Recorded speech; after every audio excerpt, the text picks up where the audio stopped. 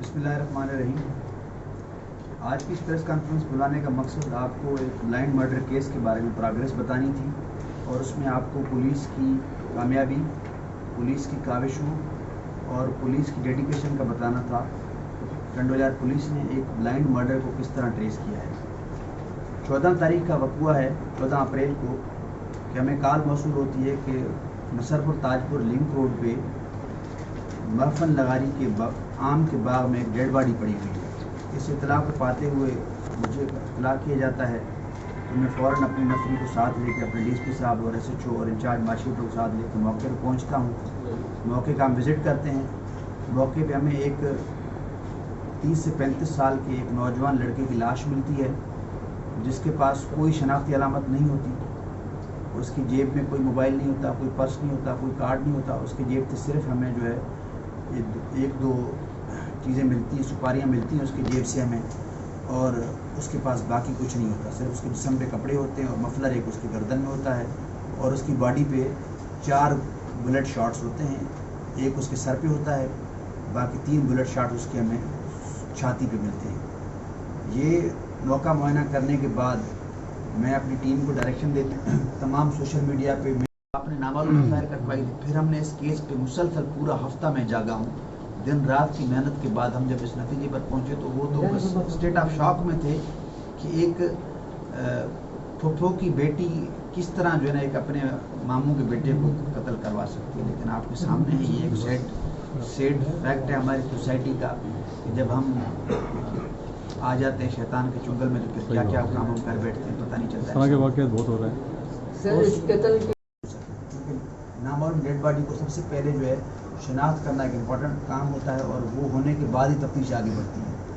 ہم نے پوری میڈیا میں اس کو سرکولیٹ کیا. اس کے ساتھ ہی ساتھ ہم نے اس مقتول کے فنگر پرنٹ لے کے ہم نے کراچی آئی جی آفس بھجوائے، جہاں پہ آئی جی صاحب کی طرف سے نادرا کا سسٹم لگا ہوا ہے جس سے ہم آئیڈینٹیفائی کرتے ہیں ڈیڈ باڈیز کو.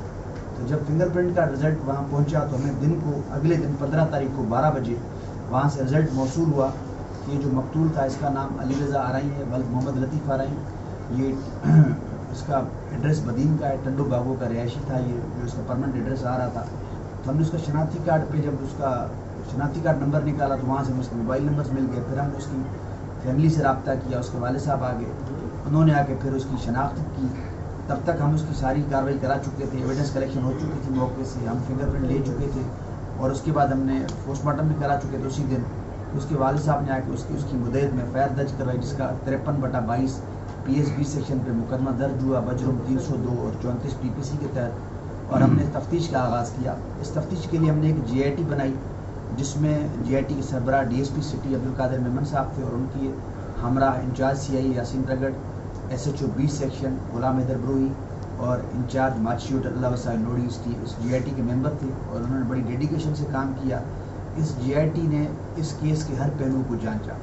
ہم نے 3 ٹیمیں بنا لی تھیں. اس میں ایک ٹیم کا ٹاسک یہ تھا کہ یہ لڑکا جہاں کام کرتا تھا، ہمیں پتہ چلا کہ یہ لڑکا جو ہے حیدرآباد میں کسی کمپنی میں جاب کرتا تھا.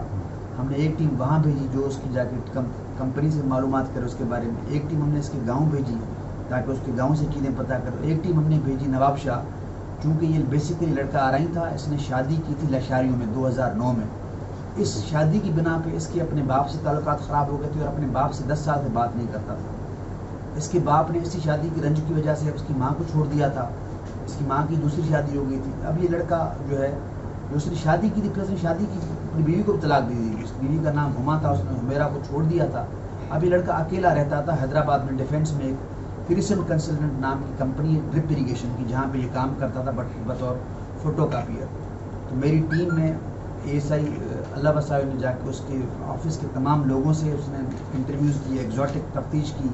وہاں سے اس نے جو ہے اس کی تمام شواہد اکٹھے کیے، اور وہاں سے ہمیں ایک برآمد ہوتی ہے چیز، ایک بینک کی سلپ ملتی ہے.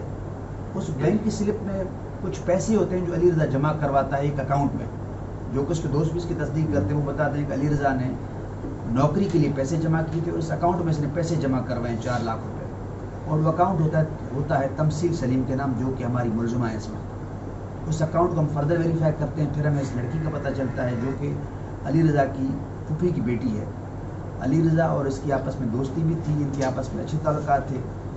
اب ہوا یوں ہے وجہ قتل یہ بنی ہے کہ 14 تاریخ کو یہ لڑکی جو ہے اس نے جب ہم نے اس کو پکڑ لیا تو لڑکی نے جب اعتراف کر جرم کر لیا تو اعتراف اس لڑکی نے یہ کیا تھا کہ اسد چونکہ میرے ساتھ رہتا تھا، میرے فلیٹ پہ آتا جاتا تھا، اور اسد نے اس سے 3 اپریل کو زبردستی کرنے کی کوشش کی، اور اس کی بنا پہ جو ہے اس نے جو ہے اپنا یہ بات اپنے دوست بتائی، جو اس کا دوست ہے وہ ہمارا پولیس کا ایک انسپیکٹر ہے اسد النبی کھچی۔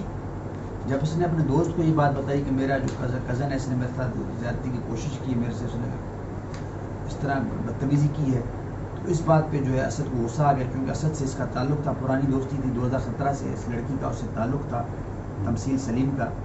تو اسد نے غصے میں آ گیا، اسد نے اس کو کہا کہ تم گھر چلی جاؤ۔ پھر انہوں نے واٹس ایپ پہ رابطے میرے آپس میں، اور ان دونوں نے مل کے یہ پلان کیا تھا کہ ہم اسد سے بدلہ لیں، ہم علی رضا سے بدلہ لیں گے۔ اور پھر جو ہے 14 تاریخ کو یہ لڑکی اپنے گاؤں ٹنڈو جام محمد سے ادھر آتی ہے، ٹنڈو جام آتی ہے، ٹنڈو جام آ کے اسد سے ملتی ہے یہ، اور 10 بجے کے قریب اسد اس کو گیٹ سے ریسیو کرتا ہے۔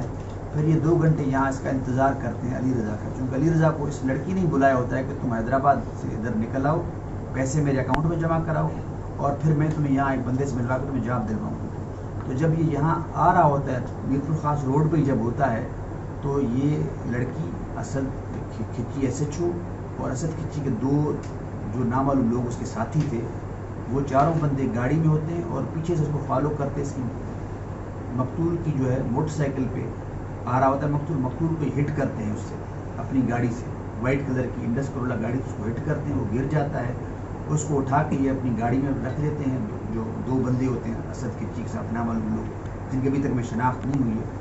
پھر یہ لوگ اس کے ہاتھ باندھ کے اس کو آگے لے جاتے ہیں، لڑکی اتر جاتی ہے پیالہ ہوٹل پہ، پیالہ ہوٹل کسانہ موری پہ، آگے لے جا کے یہ چاروں بندے مقتول کو تاج پور نصر پور لنک روڈ پہ لے جا کے یہاں اس کو قتل کر کے مار دیتے ہیں۔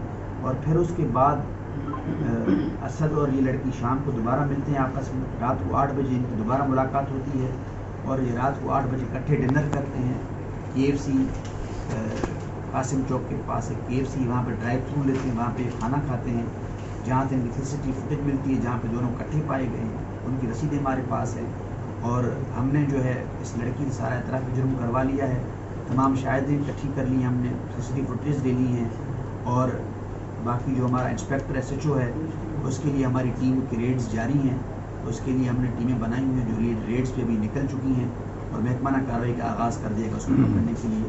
اور یہ میں تمام آپ لوگوں کو توسط سے میسج دینا چاہتا ہوں، سندھ پولیس ہمیشہ لوگوں کی حفاظت کرتی آئی ہے اور لوگوں کی حفاظت پہ یقین رکھتی ہے، اور ایسی جتنی بھی کالی بھیڑیں ہیں جو پولیس کے اندر بھی ہیں ان کو بھی یہ میسج دینا چاہتا ہوں کہ اگر وہ جرم میں کہیں بھی انوالو ہوں گے تو پولیس افسر نہیں ہوں گے، وہ ہمارے مجرم ہوں گے، اور ہم ان کو پکڑیں گے اور ان کو ہم کیفے کردار تک پہنچائیں گے۔ Thank you.